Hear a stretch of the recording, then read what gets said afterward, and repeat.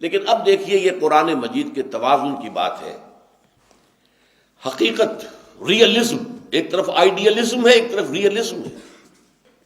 Idealism تو میں نے بیان کر دیا، اب ریئلزم کیا ہے؟ ریئلزم میں یہ بھی ہے کہ والدین جب زیادہ بوڑھے ہو جاتے ہیں تو وہ گویا کہ بچے بن جاتے ہیں، ضدیں کرتے ہیں. فرض کیجئے کسی ایک بچے پر ان کی زیادہ شفقت ہے، چاہتے ساری جائیداد اسی کے نام کر دیں، حالانکہ یہ بہت بڑا گناہ کا کام ہے.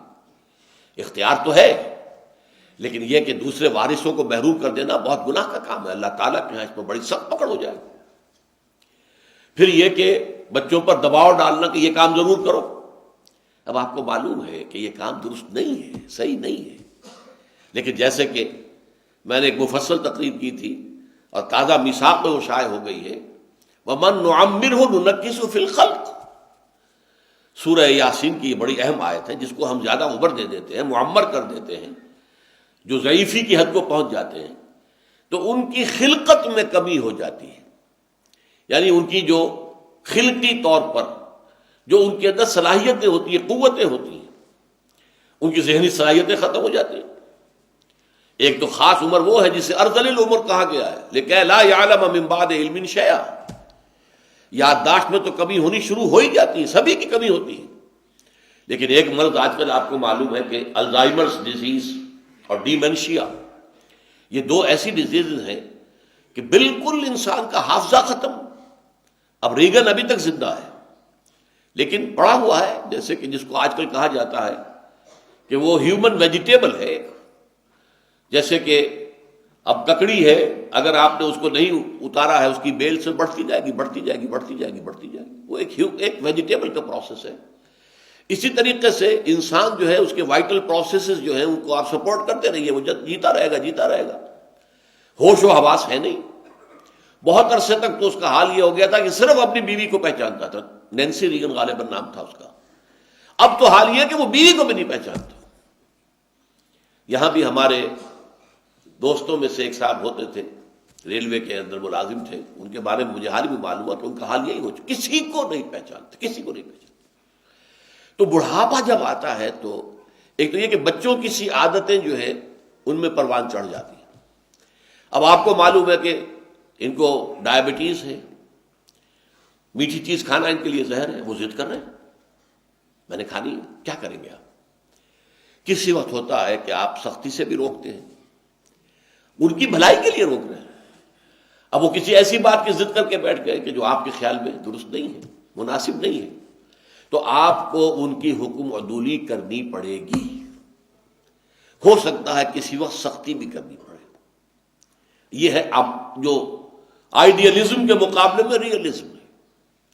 اس پر دل کے اندر ایک بندہ مومن نے جب دیکھا یہ ہے کہ اصل تو اللہ نے حکم دیا ہے کہ اما یبلغن عندک الکبر احدہما او کلاہما فلا تقل لہما اف ولا تنہرہما وقل لہما قولا کریما واخفض لہما جناح الذل من الرحمہ وقل رب ارحمہما کما ربیانی صغیرا. اب میں کیا کروں؟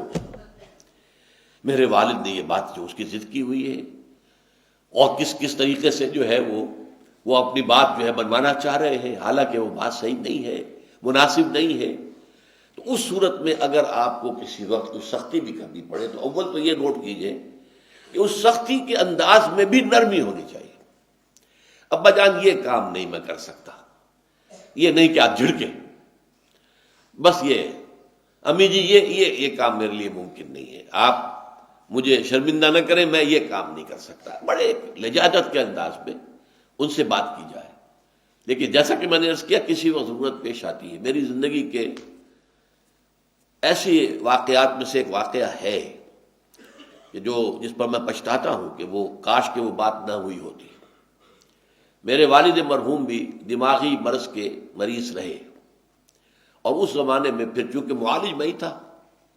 جب میں نے MBBS کیا تھا اس سے پہلے ہی، جبکہ میں ابھی 3rd ایئر میں پڑھ رہا تھا، تو ان پر پہلا حملہ ہوا تھا اور اس کے بعد وہ یوں سمجھئے کہ پھر تقریباً 15 سال اور میں ہی ان کا دیکھ بھال کرنے والا. اور اسی لیے میں پھر چلا گیا تھا ساہیوال، خاص طور پر کہ اب میں کہیں اور جاؤں، کسی اور جگہ پریکٹس کروں اور میرے والد جو ہیں وہ اس طریقے سے بیماری کے اندر مبتلا ہے، وہ کہیں ڈاکٹروں کے جو کلینکس ہیں ان پر جا کر دھکے کھائیں، تو میں انہی کے پاس رہا، اور اس میں مجھے بعض اوقات سختی کرنی پڑی۔ ایک دفعہ سختی جو ہے جسمانی سختی کرنی پڑی مجھے، اس کے بعد میں روتا رہا، لیکن یہ کہ وہ چونکہ انہیں اس وقت ہوش ہی نہیں تھا وہ کیا کہہ رہے ہیں، انہوں نے جو بات کہی تھی وہ ایسی تھی کہ اس پر میں ضبط نہیں کر سکا۔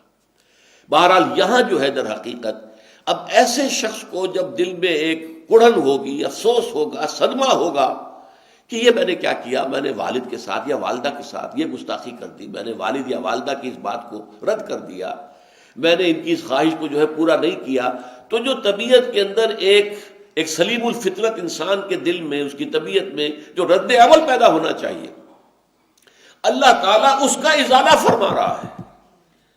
ربکم اعلم بما فی نفوسکم، دیکھو اگر ایسی کوئی صورتحال پیش آ جائے تو تمہارا رب خوب جانتا ہے جو کچھ کہ تمہارے دلوں میں ہے۔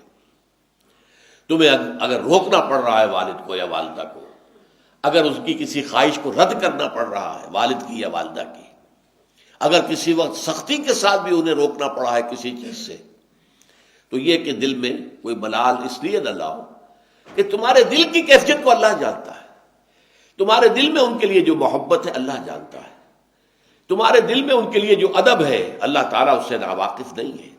ربکم اعلم بما فی نفوسکم، جو کچھ تمہارے نفوس کے اندر ہے، تمہارے دلوں کے اندر ہے، جو احساسات تمہارے اپنے والدین کے بارے میں ہونے چاہیے اور ہیں، فی الواقع ہیں، اللہ کے علم میں ہے۔